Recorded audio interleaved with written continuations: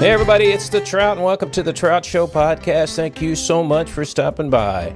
My name is Rick Troutman, also known as The Trout, and my job is to provide you insight into the music industry and today's world of music, including interviews with some great famous artists, up-and-coming independent artists, and individuals that work in the industry that make a difference in the music industry.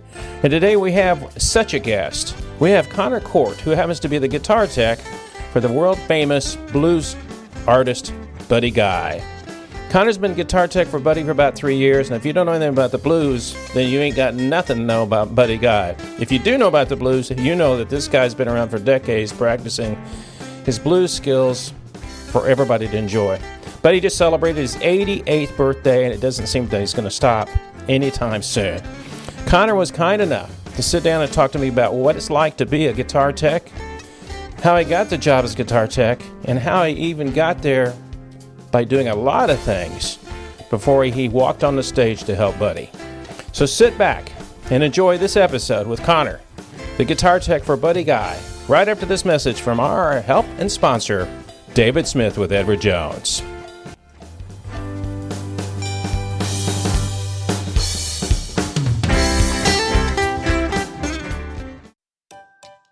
Hey everybody, it's The Trout. Welcome to my show. Thanks for listening. Can I get personal with you real quick? Let's talk about one thing that we all have to deal with all the time, and that's our personal finances. It's a tough world out there to decide how and when we're going to meet our financial possibilities. But why don't you do what I do, and that's I count on one guy with one company, and that's David Smith with Edward Jones. David's been providing his expertise and his guidance and his knowledge about financial possibilities for us and my family for years. It only takes one quick phone call if you're located in the United States at 469-372-1587. 469-372-1587. David has years of experience helping people just like you and me. So why don't you take your time, give him a call. Never know what you're going to learn by calling David Smith, Edward Jones, 469-372-1587. That's David Smith with Edward Jones. For those people that don't know what a guitar tech is, that's what every guitarist dreams of having. Yeah, right? Exactly. And my joke is I have three of them, me, myself, and I. So yeah. That's what I have. So the truth of the matter is when you have a guitar tech, you're making enough money to afford a guitar tech, is really the truth of it is. But if you really become such a great guitarist and people are spending tons of money to see you, you need a guitar tech so you don't have to worry about it. And then the other thing is people have 50 guitars with them. They have ridiculous amounts of guitars they travel with.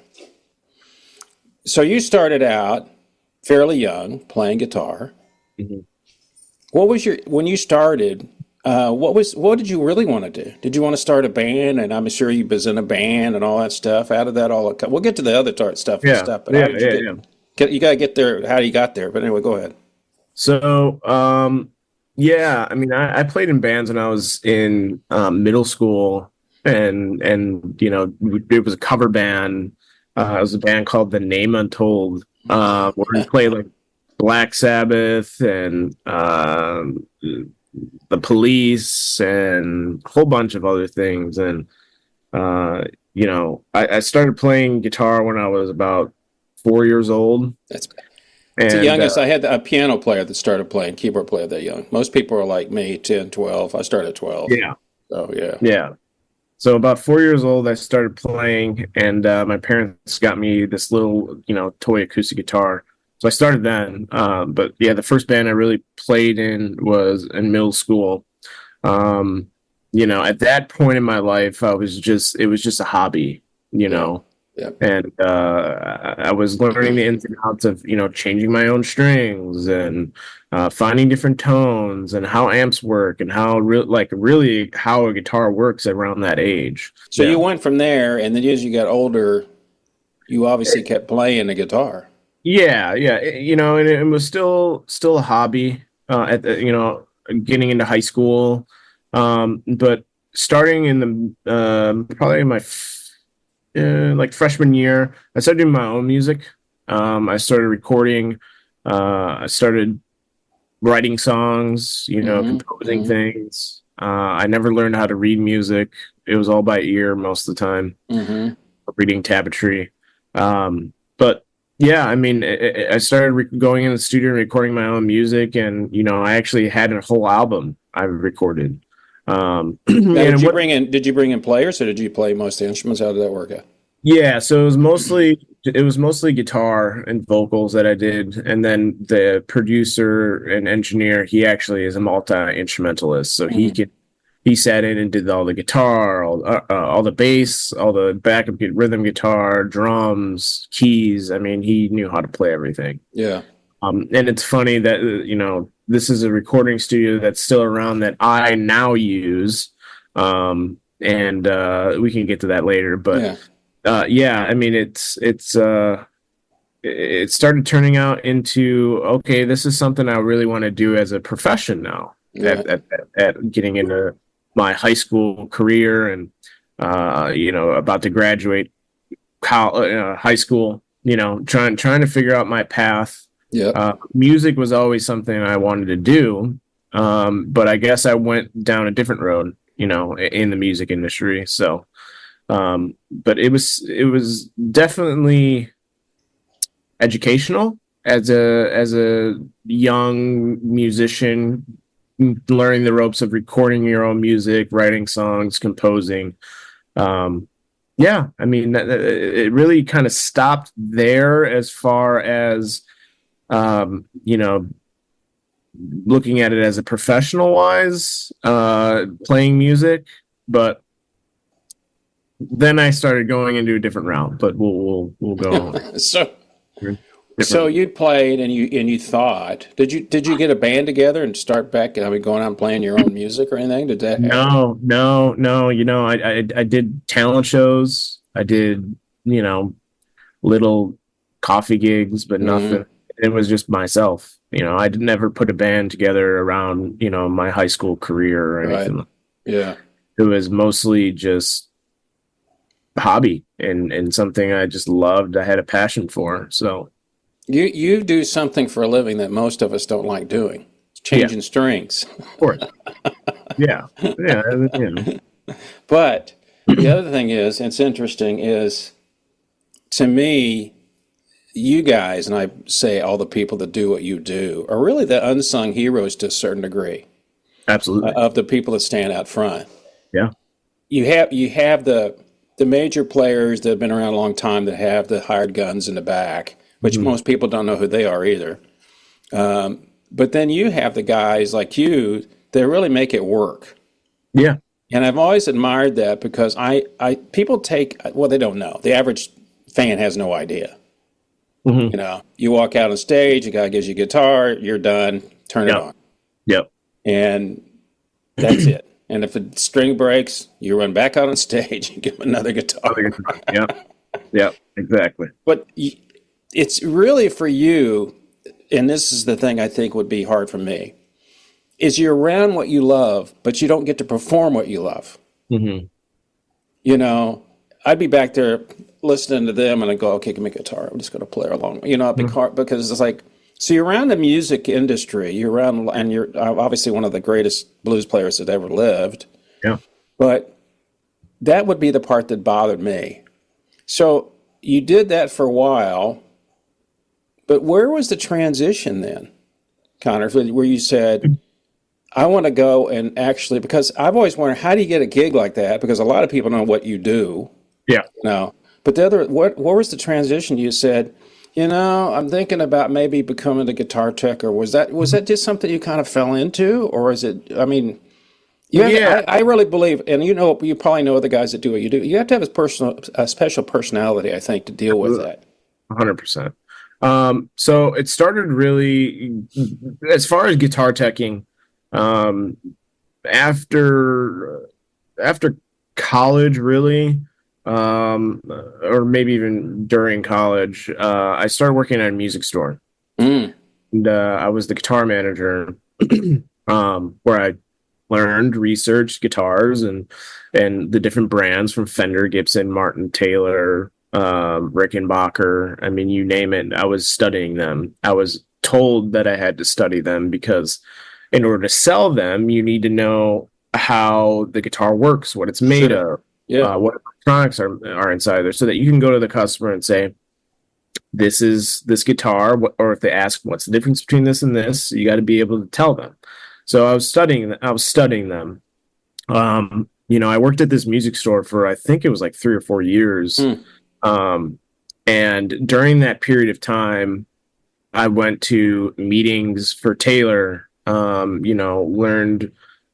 online the Fender guitar. I think it's like a guitar tech master class or something like that. And I was constantly learning about these things and getting certified by Gibson, Martin, Taylor, all these big companies that are building guitars and amps. And there was also an in-house guitar tech. He was an older gentleman. His name's Chuck. And he really taught me the ropes about, changing pickups or putting a new nut on, or even just changing strings in general, and heights of strings and how to adjust it, and intonation, and all these things that just kind of grasped my attention. So he was an older gentleman, and it came to a point where I was starting to get quote unquote good at what I was doing. It was easy for me to set up guitars. If a customer came in, I didn't have to check it in and wait. They had to wait a week for it to get fixed. I was, I could easily change the strings and get it to a point where customers were constantly making great reviews and saying, hey, these guitars sound great. The thing about it, though, is this is interesting to me, because most people, when they start out, and they still are, driven by whoever they see playing.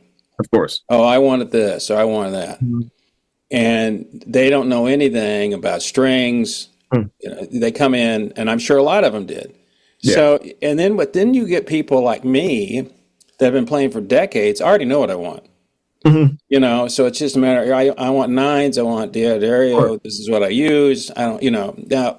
But the other thing too is interesting. What you just got through saying is, and I worked in sales and marketing for years. Mm-hmm. You actually understood the equipment. Of course. Instead of just going, oh, hey, let's try a Rick. Mm-hmm. Well, why would I want to try that? Well, because it's made out of this. It's got these kind of pickups on it, and it uses this, and it's got doesn't have and all that stuff. It's kind of like selling a car. Absolutely, 100%. I guess Stevie Ray was one of the people that kept changing his necks and changing this and changing like that. Of course. So you had the opportunity, because where you worked, to be able to do that for people. Yeah. That was one of the main reasons why I really stuck around, because it was like people were chasing a certain tone or a certain feel or a certain thing that gravitated them towards the instrument that they love. And I was loving it. I mean, even as the in-house guitar tech, I was loving to see the smile on their face saying, hey, I have this guitar that's been sitting in my closet for 15 years. Yeah. And I haven't picked it up, and I would love to pick it up. Can you set this up for me and get it going? I'm like, sure. Guitar is rusted strings, half the strings broken off, the frets are all worn and they need to be filed and edged, the sharp edges, and or a broken nut on it, needs to put a new nut on, and even when it came to like the wood is like splitting or anything like that, dried out, yeah. You can go in there with a mirror and check and see how the guitar's looking from the inside out, and that's what really drove me to continue to do guitar teching outside of a store.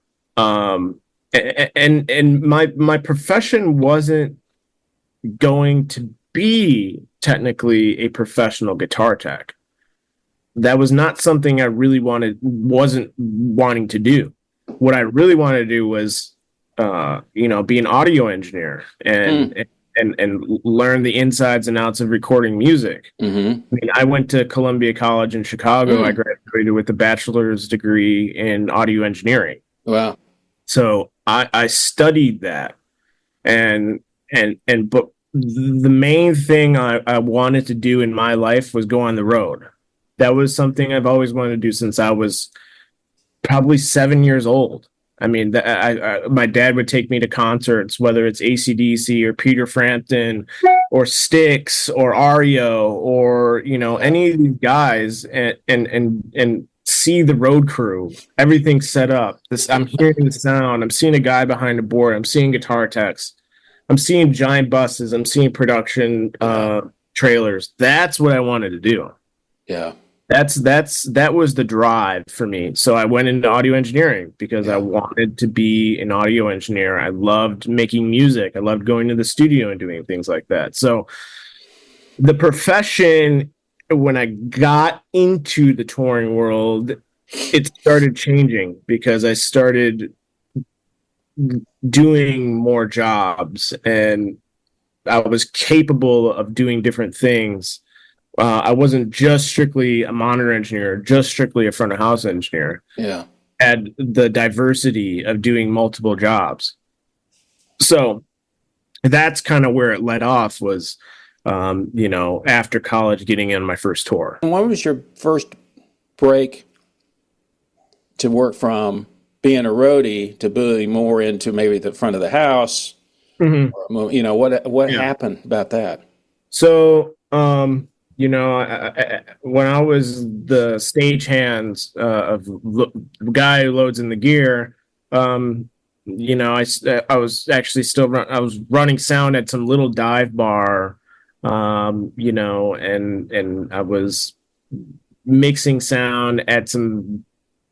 I mean, I was getting paid probably $100 a night. Yeah, be a little bit more, but I was there for. Band went on at 9, didn't get home till like 3:00 in the morning. Yep. You know, and this was right after my work shift at the music store. So, so you're doing both. Oh, wow. I was going straight there, and it was right across the street. So I started running sound there, and it was a little, you know, analog board. It was nothing crazy. It was probably like a Mackie or any, you know, something. Yeah. Analog. So I learned how to, you know, set up PA and do that with the stagehands. I took that and I started setting up the PA and running cable and ringing out monitors and ringing out the front of house at this tiny little dive bar. But I wanted to get my hands dirty, so it was a learning experience, and it helped that I was in college learning how to run sound too. You know, even though I was more so in the studio production, you know, in the studio audio engineer rather than a live audio engineer, which there are differences, but you can also take what you learned in the recording realm in a studio and apply that into the live sound. Sure. Yeah. I was learning at college, and I was working at the music store, and I was running sound at this club, or, you know, this little dive bar. And it was when I met a band that came into the music store, and they were just touring. I mean, these guys were just some guys from Detroit, 3 brothers and a drummer, and they were like, "Hey, we're playing in Chicago. Come out to the Elbow Room. We're playing down there." I was like, "Sure, why not?" Yeah. You know. So they were playing at the Elbow Room. I went down there. I said, "Hey, you know, I run sound. You know, is there any way that I can, you know, run sound for you guys, or even book you at this club?" They're like, "Well, tonight, you know, they have the sound figured out. Like, it's cool. But yeah, I mean, we would love to play a show. You know, come back to Chicago and play a show." So I got them to play at that dive bar that I was running sound at. Yeah, because I wanted to run sound for them. Sure. So that relationship changed when they came and they, you know, played at this place. And after that, they're like, "Hey, you want to come on the road with us?" You know, mind you, these are kids my age. Yeah. Time traveling in a van around the country. Yeah. And it weren't like they were professionals, you know, at the time. It was just like, let's just get on the road and make music and play music. So I was like, sure, I'll do it. I'll come out with you guys. And we went on the road. I took some time off of work, jumped in the van with 4 or 5 other dudes, gear in the back. Even before that, I drove all the way to Detroit, where they were based out of, and they were playing a show at, I forgot what the place was called, Pyramid Scheme maybe, or something like that. And they were playing a headliner show, and I was decided to be their guitar tech because they came in the music store and I was doing guitar. So I was like, oh, well, they have an audio engineer at the club. I'll just be your guitar tech. I'll set up your guitars. I'll hand you guitars. I'll make sure they're in tune, and that's it. Yep. Went on the road with these guys, and we traveled all over the Midwest and went all the way down to Texas, and it was a great time in my life. And these guys were not a major record label. Like I said, they were just kids that wanted to do something that they loved, and they're still doing it, and they're still traveling, and they're getting bigger and bigger and bigger. But I was on the road with them, and I had a friend who was like, "Hey man, we're looking for a monitor engineer for this is a major tour." A guy who I went to college with, who was in the same classes as me, got in the touring industry, and he reached out. So I got I got on the road professionally after that. Who was the band? So the band that I was originally touring with, the kids, they're still around. Both of them, the ones that they're still around, and then the one that elevated you to the next level. Yeah. So the band that I was playing, that I was traveling with, they're called Brother Elsey. ELESY is the Brother Elsey, and 3 brothers and a drummer. Great harmonies. I mean, the harmonies are incredible.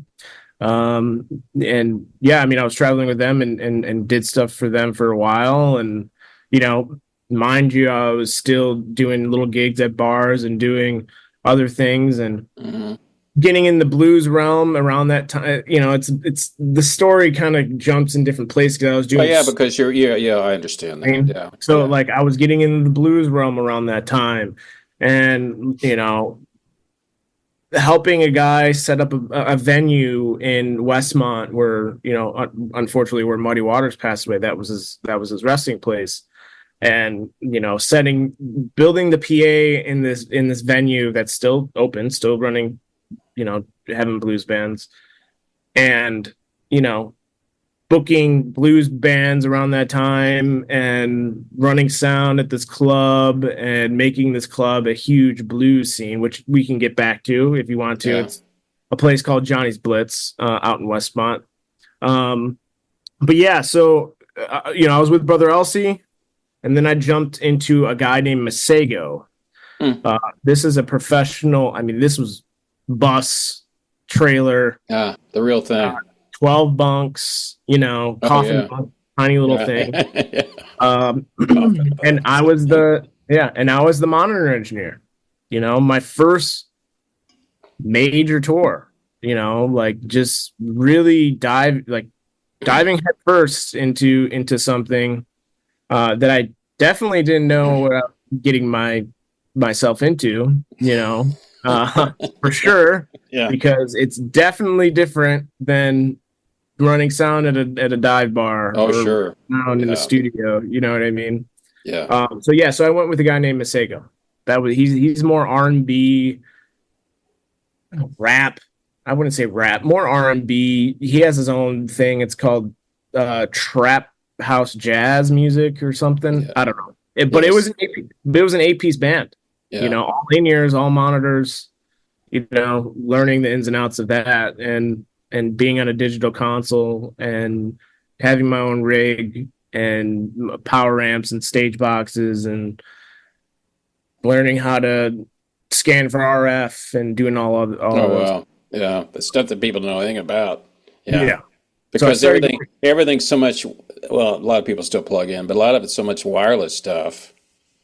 Oh yeah. That I mean, it that was band drums, bass, keys, guitar, saxophone, two background singers. I mean, that's a lot of equipment. yeah, it's a lot. Did you keep getting more acts that wanted you, or how did you keep going up? You had to keep going up with your experience too.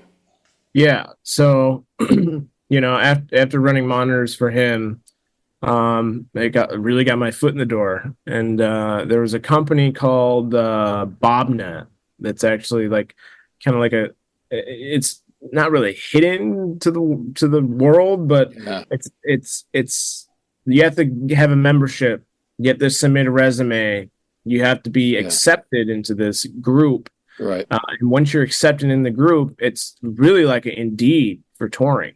I mean, Yeah, it's a place where they send out job posts of different companies that or bands or management that are looking for guys like myself to come out and be on the road.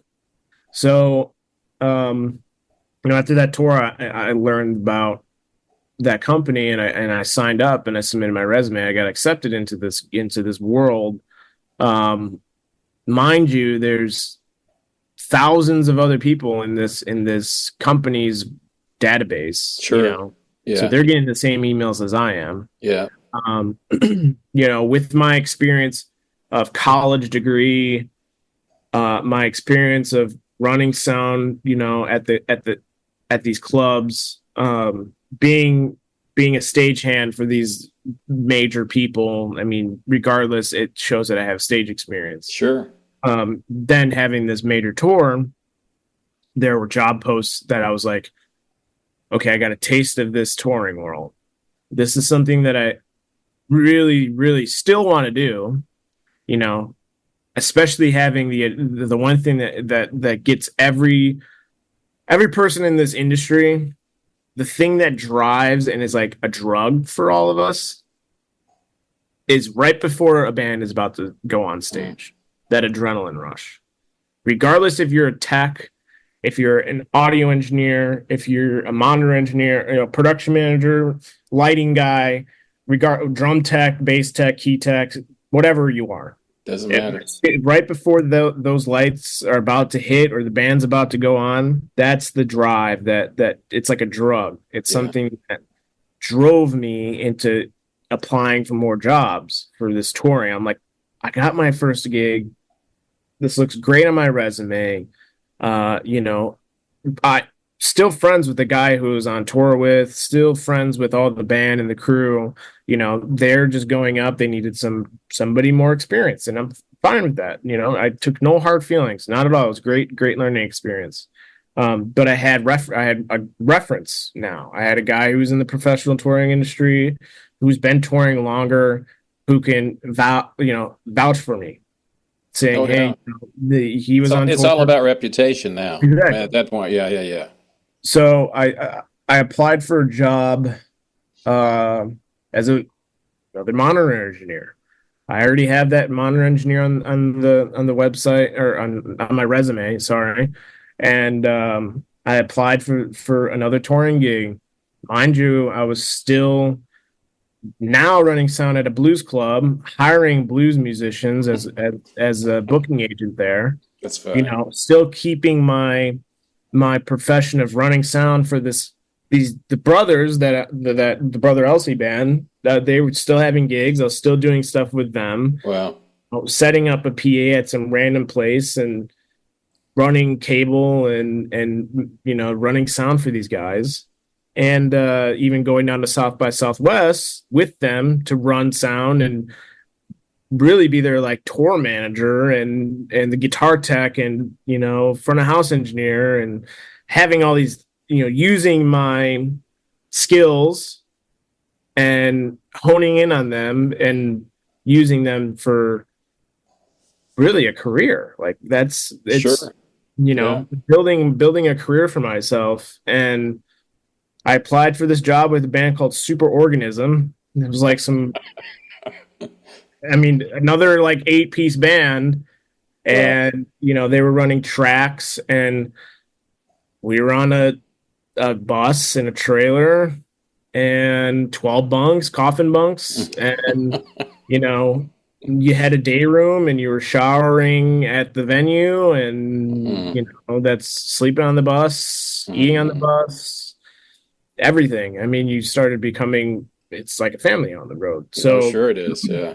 I was their monitor engineer, and we were doing festival gigs, and I was out for 3-4 months with these guys, and traveling, or you know, setting up all their equipment and traveling from state to state in a bus and eating terrible food and you know, being on a different console every night, not having my own console that I wrote with, like, the previous tour. So I was really learning how to run these consoles and going on offline editor and, you know, building scenes and, you know, different rooms. Thankfully, they were all on in-ears, you know, which helped, which was a whole different thing. Learning, it's a lot easier. Yeah. Learning how to mix on in-ears, though, because everyone had, unfortunately, different in-ears. Oh, sure. So they had different brands. All different brands. Oh, wow. And of course, I know everybody wants something different, obviously, in their ear. Yeah, sure. So I went on the road with them and you know, learned the festival rig and learning how to deal with festivals. Because you're playing outside a lot, right? Yeah. Oh, that's just a whole different ball game there. Yeah. Oh, yeah. Yeah. So they were doing big festivals. I mean, I did Coachella was the first gig that's a big deal. Yeah. That was the first show I ever did with them, was Coachella. And I was like, great, this is going to be fantastic. And we had one day of rehearsal, really. You know, flew to LA and we did one day of rehearsal. But yeah, Coachella, a festival. First festival, mind you, touring professionally. You know, the previous tour was all clubs and theaters. Yeah. But yeah, it really, really started to learn the ropes of being on tour and because I had the previous tour I applied those skills to this one, which the tour lasted a little bit longer. So I started going out with this band called Superorganism, and then I started getting on some other gigs. When did you get the Buddy Guy gig? Or I should say, how did you get the Buddy Guy gig? So I did about 3 or 4 other tours after that Superorganism. So you're getting more and more experience, obviously. Yeah. It's funny, too, because you were doing the Blues Club, which is... Exactly. Were you into blues at all that much before that? Yeah. You know, I grew up listening to it. My father introduced me to Buddy Guy, and he, you know, and Muddy Waters, and, you know, AC/DC, you know, he's like, you listen to AC/DC, right? I said, yeah. He's like, well, you should be looking at who Angus had learned from or who he was listening to. And it kind of led down a rabbit hole. So how long have you been doing the deal with Buddy? As of right now, it's coming on close to 2.5, 3 years. It might be 2 years. I've lost track, to be honest. See, and the funny thing about it, I thought he was going to quit like 2 years ago. Yeah, right. And it's so funny because I know he has the place is in Chicago that his place is. The Legends, yeah. And I got to tell you, just a quick side note. So I interviewed a young guitar player out of Nashville. His name's Danny Garwood. Yep. Danny's a great player. And I've been fortunate to find 4 of these people that are all, most of them are, well, one of them's not. 2 of them are harp players that are blues players. One of them's 15. They're all good players. So Danny went to one of Buddy's shows last year. Yep. I was there. I helped. You remember that? Yep. Helped him get on stage. And he just put up the other day, it was actually on Buddy's birthday, the moment when Buddy gave him his guitar pick. Mm-hmm. And somebody in the crowd caught the picture. And it was just an amazing, I'll send it to you. It is a really cool picture. Because here's this kid, that, of course, and Danny's small for his age. He's 16 now, I think. I just saw him in April. But the look on his face, you know, one of these, and the look was so classic.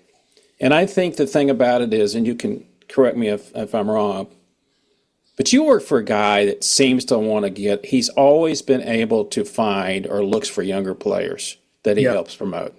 Yep. And do you think he does, well, you might not think, you probably know, Do you think he does that really, but to keep the blues alive, as Joe Bonamassa would say? Do you think that's part of it? Yeah, absolutely. Being the last of the living legends. Yeah.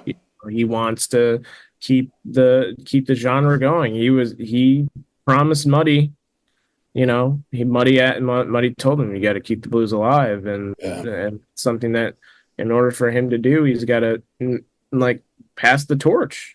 Keep this music going.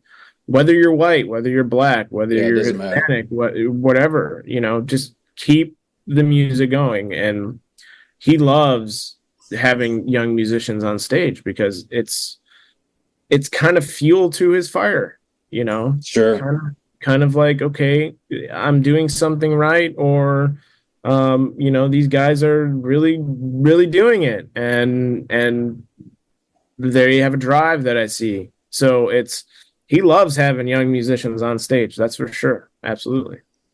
I think too, for me, it's the excitement you see when they're on their way up. Oh yeah.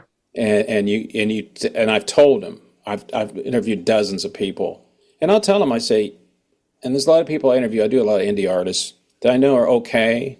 Mm-hmm. They're going to make it, but they're not going to be big, which some of them don't Yeah. care. But then you have the one percenters Yep.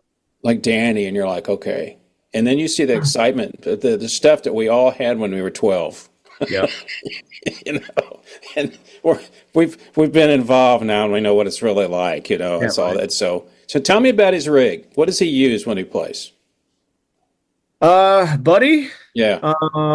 First off, let me get back to how I got with. Oh yeah. Finish that story. Yeah, I'm sorry. Yeah, go ahead. Let me Okay. go back how I got. Yeah, I forgot to. Yeah, finish that. Go ahead. So at the time that I was joining Buddy as his guitar tech, I'm really heavily in the blues community. I mean, I love the blues. Up in Chicago, where you live. Yep. Love the blues. I mean, going to different clubs, meeting different people, just having a great connection with these artists, and especially after running sound at that blues club out in Westmont and booking bands there, blues bands. I wanted it to be a blues bar. I mean, I love blues. I wanted it to be a blues bar, so I made it. The owner was gracious enough to let me book blues bands, and I was meeting all these blues musicians and learning the insides and outs of their music and learning stories from them, but not a whole lot of stories because there's not a lot that you could find online from these guys who are just playing in Chicago or been around for fortunately a long time that haven't have their history documented, which I did later down the line for about 122 musicians, but that's another story. So I got really heavily into the blues realm and running sound at Johnny's Blitz, and I met a lot of these great guys, and I did that for about 2, 3, maybe 4 years, 2 years, 3 years, something like I don't know the timeline. And I met Buddy's son, Greg. And this was pre-pandemic. This was way before that. Mm-hmm. And he, became a really good friend of mine. He came in. Does he play in his band? Does he play? He does. He does play. He comes out. He comes out and plays. Sits in at the last song. But he's the guy that usually plays with him, has been with him for a long time. I've seen him. I just can't remember his name. Yeah, so that's Rick. Rick's the rhythm. Rick Jazz. Yeah. He's been around with him a long time. Yeah, he's been around with him for. So okay, go back. I'm sorry. So I met Greg. Greg came in and started playing with a guy who I consider like my blues father, Lindsay Alexander. He came in and Lindsay was actually the first musician that I booked blues wise besides Larry Bell. That's why he's on your website. Yeah. So I met Greg through Lindsay. He came in and sat in at the club that I was running sound at, and me and Greg just connected. He's an incredible human being. He's like my brother. We just gelled, him and his wife, Vicky, we all became friends. I mean, we exchanged numbers, exchanged information, exchanged social medias, and we just stuck around. And I, just because he was Buddy's son, it kind of just went, I didn't, I'm not just going to be friends with somebody because your father. I understand completely. Yeah, you know what I mean? Yeah. I really hone in on somebody and learn them from their personality and really became friends and really hung out with each other. And prior to that, of course I'd go down to Legends. Of course I'd go to Kingston Mines. When I was in college, I'd go to Legends. It was right down the street. So me and Greg hung out a lot. I'd go down to the club, hang out with him, have a beer, and he was running sound at the club and at Legends. Yeah. And he's been doing that for a very long time. So pandemic hit. Yeah. And of course Touring World was gone. Yep. And that shut down completely. I was in Canada. I was doing arenas with a band as their guitar tech and stage manager. And I was actually in the middle of setting up a drum set when the promoter came out and said, "You might want to slow down on that." Right? So, yeah. And that Canada was weird too. They were like, still is a little strange up there, but anyway. So I was, I had no job really, living off of what everyone else was getting, with the whatever, I forgot what it was called. The money, the government, the government money, unemployment or whatever it was. Yeah, they gave money for your business. Yeah. So, we were still meeting each other. At that time when the pandemic hit, we were really good friends. I created a documentary because I love the blues. It's a documentary series where I interviewed 125 musicians, from all blues musicians. Unfortunately, most of them, not most of them, but a lot of them have passed away. Sure.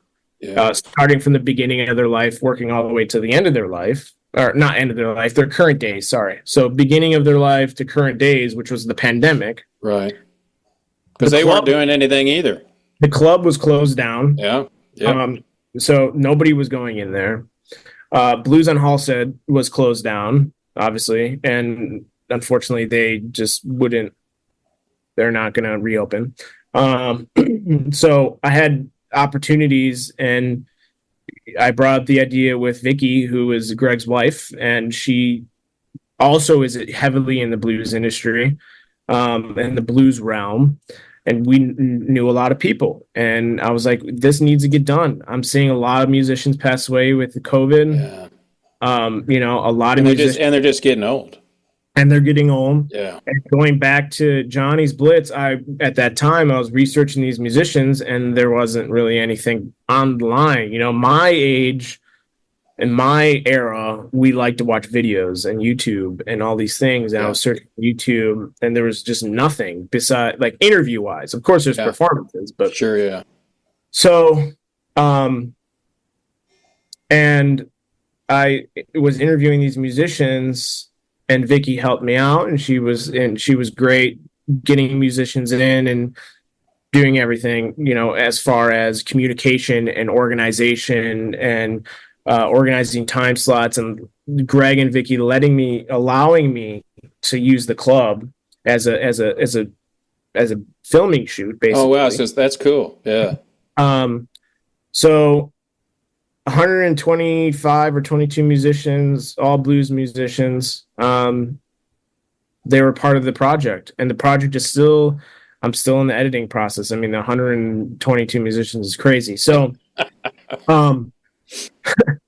like I said, these stories are just so deep rooted, and there's so many different, pathways that it just leads me into, like getting in my own making my own booking agency for blues musicians, and and doing all these different things, really honing in on the blues world, the blues industry, the history of it, learning all these musicians' stories, interviewing them for 4 hours, even, filming B-roll and filming. Oh yeah, that's a lot of work. I never picked up a camera before, and like this was my first film.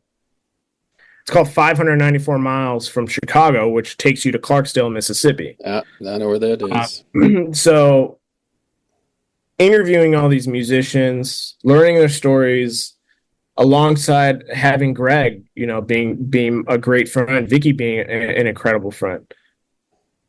When the pandemic started to slow down, the club was about to open back up. Right. So they needed a sound guy. Of course, I'm an audio engineer. Yeah.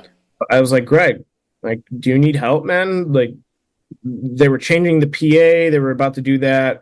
I was helping them set up everything. He's like, yeah, I mean, great. You want to come in? Come help me out. I don't have another sound guy right now because the previous guy went to go work at a casino. Yeah. People were kind of finding work where they could. Yeah. Exactly. So I started, working at the club. Club started opening back up, running sound at the club, and being there a lot, really running sound professionally, with musicians from 6 o'clock or, when they open up to 1 o'clock. Yeah. And meeting other blues musicians. And sure. I mean, I'm immersed in blues. Oh, yeah. I mean, it's my life, learning these people. So me and Greg, incredible friends, like a brotherhood. I owe a lot to him for having, not allowing me, but giving me a pathway to walk on to be with Buddy. So January's, of course, Buddy plays at his club.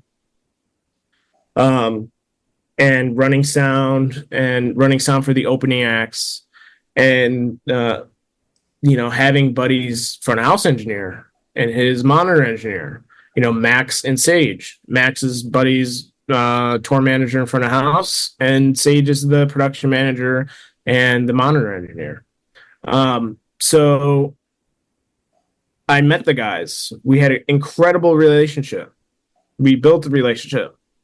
Helped them load in gear, right? Going back to what I was talking earlier. Yeah. Help load in gear. You kind of knew how to do that too, didn't you? Help set up.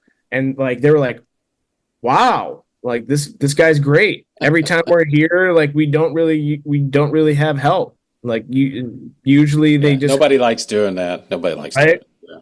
So I was really hands-on with them, and I built a relationship with them. And unfortunately and fortunately, the previous guitar tech stepped down from his position. And in January, I think it was like 2021? You had to be 21 or 22. Yeah. Or 22, one of the two. Probably 22. Yeah. Buddy, when he was doing the January residency, right back into the swing of things, of course, social distancing, but the guitar tech previously, Chris Bynum, he said, hey, if I get sick, I need somebody to cover me, and I know that you're capable of doing it. So he showed me the rig. He showed me how everything's set up, and I was like, okay, well, he never got sick, but I still learned how to do it. You know what I mean? How are you feeling today? You still not feeling good? You don't look very good today. Exactly. So getting back to Chris Bynum, unfortunately, stepping down from his position. Fortunately and unfortunately. Yeah. Sage Playkosh actually put out a post on Facebook, and Chris also put out a post saying A-list artists, and I knew who they were talking about. Sure I knew, you did, yeah. I knew Buddy.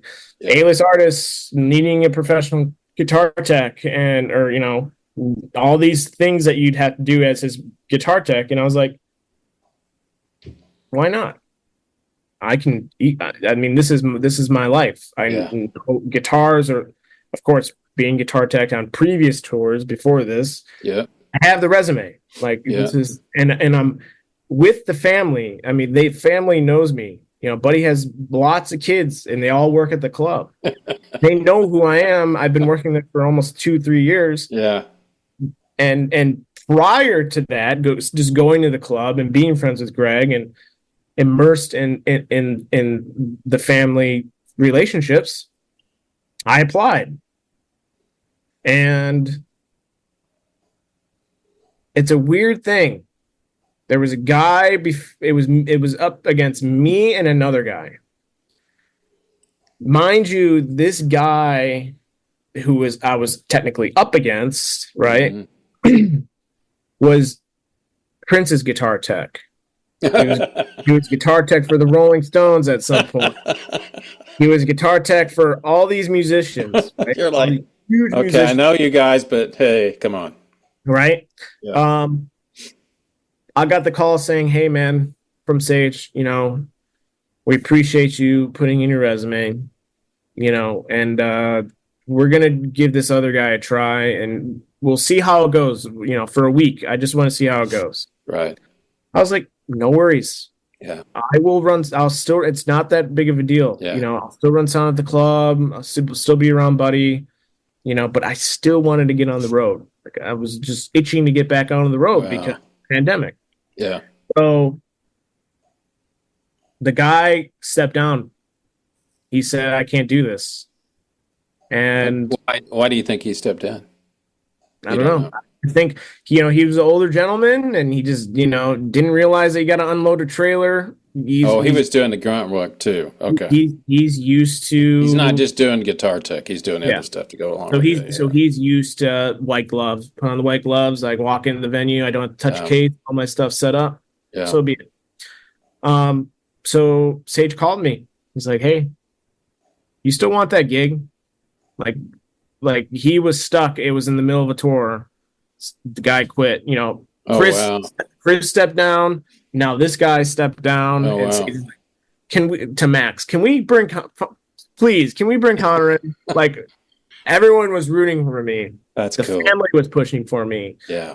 Everybody was pushing for me, and they brought me in, and I became Buddy Guy's guitar tech and stage manager, of course. But yeah, and in this job title, it's not just guitar tech.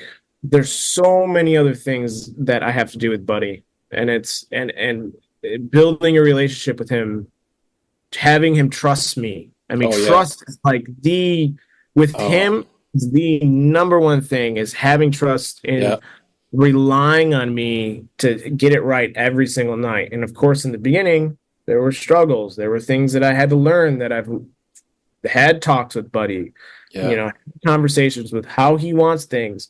And I don't know how the other guitar techs were. Of course, there's, probably 4 or 5 other ones, and I know their names, Gilbert and Mark and Chris and God only knows who else. I don't know how their relationships were with Buddy. I wasn't Doesn't around. matter. Wasn't around. Matter. Doesn't matter. Mm-hmm. So, but I know personally, being at the club working, I look at Buddy and I like any other musician. I don't look at their status. Look at them as a human being, who they are, how they are as a person, how do they treat other people, and having conversations with them. I'm not scared to go up to Buddy and, just talk. What's his rig?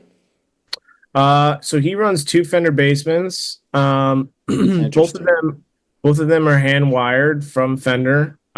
These amps were in storage for a while because the previous tech was kind of getting tired of them breaking down on him all the time. Because they're old. But no, they're actually really new. They're new? Yeah, they're from 2015. They're not that old, yeah. So what do they have in them? 212s or what is it? They're 410s? 410s. 410s. He uses Alessandro Eminent speakers that I recently put in there. They sound amazing. So they're hand wired. The wood on one of them, the main one that is incredible. It's not even comparable to the other one. The wood is actually from the corner store his mother used to go to when he was when he lived in Louisiana. So they took the pine from the countertops there and they made it. all hand wired. They try to get it as close to his original 59 basement as they could. Of course, you can't really do that because the capacitors and the resistors and they don't make all those things, even the wiring harness inside of there, it's just not the same. Yeah. So they got it as close as they could. And they sat in storage because they kept breaking or busting, and they're hand wired. I mean, usually all the other 59 basement LTDs are just circuit boards. They put them in there or circuit they're boards. Mass produced. Yeah. So I got them out of storage. And I was like, I got to get these set up. I know that these sound good. I heard them in January. I heard one of them, really, the main one, the real pine one. And I was like, what's going on with these things? I really dove into amps, like really learned, started bringing back my old, trying to open up the old textbooks of my past days of being a guitar, guitar tech and all that stuff at the music store. I took that amp apart. Me and Sage took that amp apart, changed the bias capacitor in it. You have to bias amps. You got to make sure that they're biased correctly. Die out. Of course, they were biased way too hot. So I'm not saying Chris didn't know what he was doing, but from what I've heard, amps weren't his specifics. So he just got tired of fixing them. So I got the amp all fixed up. Amp's great. Got the other one out. Had to fix same issue, same thing. Got him up and running. Buddy was, looking back, and he was like, and looked at me, and he was like, right then and there, I knew, like, that's what he's been looking for. And being his tech, I was chasing a tone for a while, and getting back to, and I'll get back to his rig in just a second, but I was all right. Go ahead. Chasing his tone. For me, it felt like decades, but he wanted a specific tone, and I'm the kind of guy with Buddy. I'm not afraid. I'll put a pedal on there. Give him a different guitar, or change the tubes. Put a different tube in there, or just experimenting. So I really had to fix the rig. Like, the rig, it was simple, but there's a lot of different things that I needed to do in order to make it better. And a lot of that had to just be trial and error with Buddy. And I built his trust. Now, of course, him being 87, now 88, or he was 86 at the time, or 85. He's been around a while, and he's had techs who were great, and some that weren't, and some that had experience, and some that didn't. And he's been through a lot. Yeah. Been through a lot, so he knows what he wants, and people might not know this, but he's picky. I would think so. After playing very picky about his tone, 60 some years playing, of course he's picky. So getting back to his rig, what he plays. He plays two Fender Basemans, both hand wired pine cabinets. Alessandro, the 10-inch speakers. I forgot the GC or GS 59s. So speakers. So Buddy uses Eminence GA10 SC 59s. So they're the 10-inch speakers. Alessandro's, they sound great. He had the original P10Rs from Jensen, but I didn't like the tone of them. The Eminence sound so natural, so close to his original 59, which he still has, which is covered in wallpaper and he's carried around that amp in Africa and and other things. So he uses that. He uses getting. I mean, I can get even really specific. His tubes are tungstels, 6L6s. He's using a Sovtech 5AR4 for his pop. His rectifier tube. He doesn't use solid state rectifiers because they just don't sound good. And then I use electro harmonics. I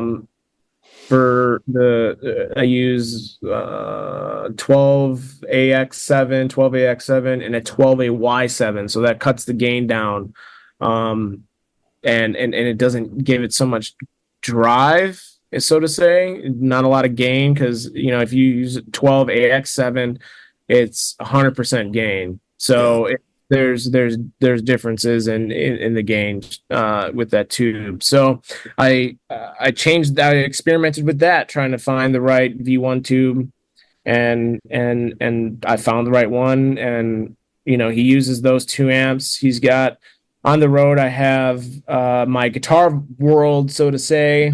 It's a big vault that I bought locally here that was used, and I was like, well, I'm getting tired of getting the guitar boat out and getting the guitars out of their cases and getting, it's just a pain in the butt. I just want them all to live in one place. So sure, yeah.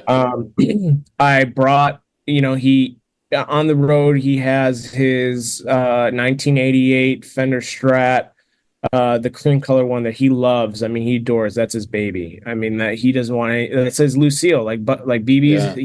His Lucille, that's his Lucille. Jimmy had the white one. That's what he played. The white one he played. When I saw him play, he played it for 2 songs, and then the tech came out and grabbed it and gave him like a sunburst. That was the one that they loved, yeah. Of course. So he plays, so that's the main one he plays. On the road, I have his original polka dot from 91, I believe. It was made in 91. But that was made for him, wasn't it? That was made for him, yeah. So he was the one that came up with the polka dot deal. Yeah. So his mother, he promised his mother that he'd get a polka dot Cadillac, and she was very sick. I'm not laughing at that. I just think it's funny what people end up doing. Yeah. So he promised his mother a polka dot Cadillac when he was going to go up to Chicago, but he unfortunately never did that. And she passed away. So he honors her by playing the polka dot. Honors her by having polka dots. That's a cool story, my friend. That's really cool. Yeah. So I have his original black and white on the road with me. And I also found his white and black polka dot that you probably saw with him playing with the Rolling Stones. I've seen that video. Yeah. He also played it at I think it was the Kennedy Center Honors or all those major events. He was playing that because they played Crossroads here when they were here the last time, and I can't remember. Yeah. That was had to be pre-pandemic, I think. Yeah. So that was that guitar is 2006. The white and black polka dot. All these are master builds. So the black white, the black and white is Larry Brooks. Made by Larry Brooks. His cream one is Michael Stevens, and the white one is, I forgot what the guy's name is. I'm not sure. I totally blanked out. He's got a blue and white polka dot Strat. He's got, I got on the road, the yellow and purple polka dot that's from LSU. The LSU gave him. And then I have, so I got the blue and white, the yellow and purple, and then I just got him made a relic polka dot, black and white, over top of a 58 colored Strat. So his original 58 got stolen from him. Oh wow! The one that you see him used to play all the time when he was younger got stolen.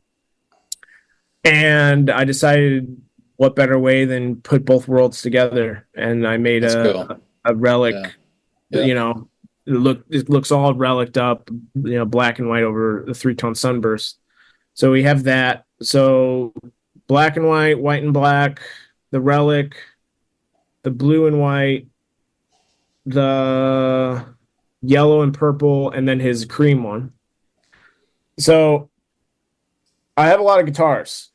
Oh yeah, I'm sure you do. But here, Yeah. so whose brand is? What's his guitar strings? So, well, of course, he uses Fender guitars, all master built.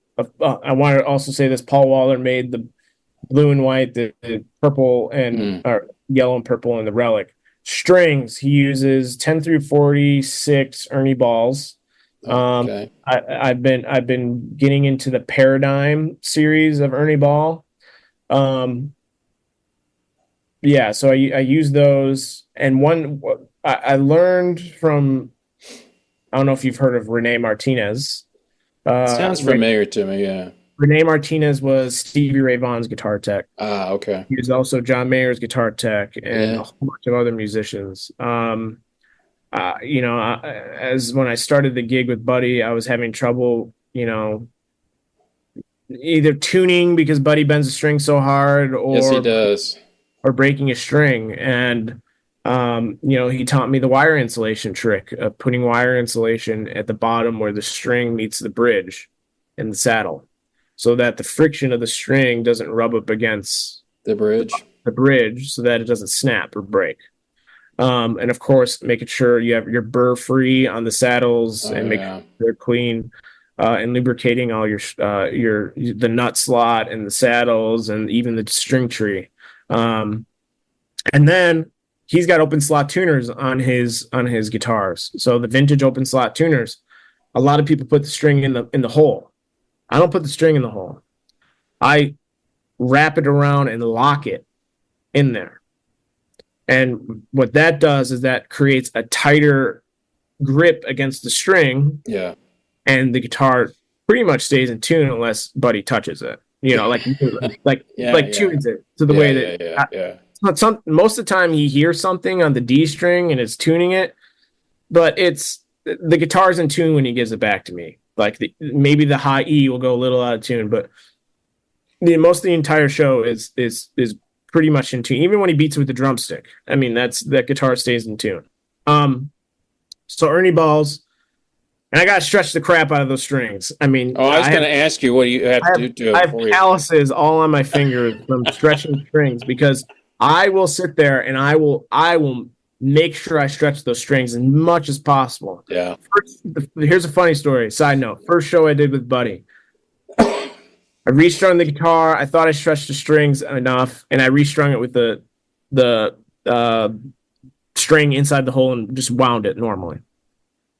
Buddy played the first song. Second song, when he went to Hoochie Coochie Man, guitar was completely out of tune. Ooh. And it's funny. He told me after, of course he got it into tune, and it's not one string; it was all the strings. And I thought I stretched it. Yeah. And he told me don't let that happen again, and it hasn't happened since. He doesn't mind breaking his strings sometimes. It happens. Knock on wood. He hasn't broken a string in probably a year and a half. With the way that I do it, I don't know. It just works. He just doesn't break it. But what does he use on the floor? I know he uses a wah-wah every once in a while. Yeah, so when he does this, I knew Jimmy, and he talks about Jimmy and all that stuff. Yeah. So he has his wah. It's a Dunlop, big guy signature model. Of course, he has his own signature. I've gone through polka dot, the polka dot manufacturer ones that are out there. I've used. Buddy gave me his personal wah that he has. That he had. It's like one of the first ones that they gave to him. That was great. And Sorry, it's I have 3 golden retrievers. They're all in there. They've been laying out in the hall, but that's right. Guys, go on. I'll be down here in a minute. So so he uses a Gold Buddy guy wah. The engager switch is actually out for deep, more of a deeper tone. And then is it on all the time, or does he still? No, he still has to put. Just like normally. Okay. Yeah. So that's been interesting lately. Trying to get it in the right position because he's having some issues with his back or Oh, I'm sure. So he uses here's how the gain structure works with the guitars and the amps. Wireless 84Q system. So 4 channels of wireless. The first channel is a wireless microphone, and then the rest are guitars. So it comes out of that into a Morley ABCY box. Out of that into a secret weapon. It just gives them a little bit more grit, but it's a hand-wired powder keg, it's called. It's a PK808, so it's kind of like a TS808, but it's hand-wired. It's a guy out of Naperville who makes a Michael Collins, I think is his name. Not Michael Stevens, Michael Collins. And so I use that. And that's a secret weapon. It kind of gets rid of the overtones of the lows and gives them a little bit more grit and sustain. Of course, those amps are running on 12, everything besides the bass, on the bright channel. Yeah. And he's using them incredibly hot. I mean, those things are blasting.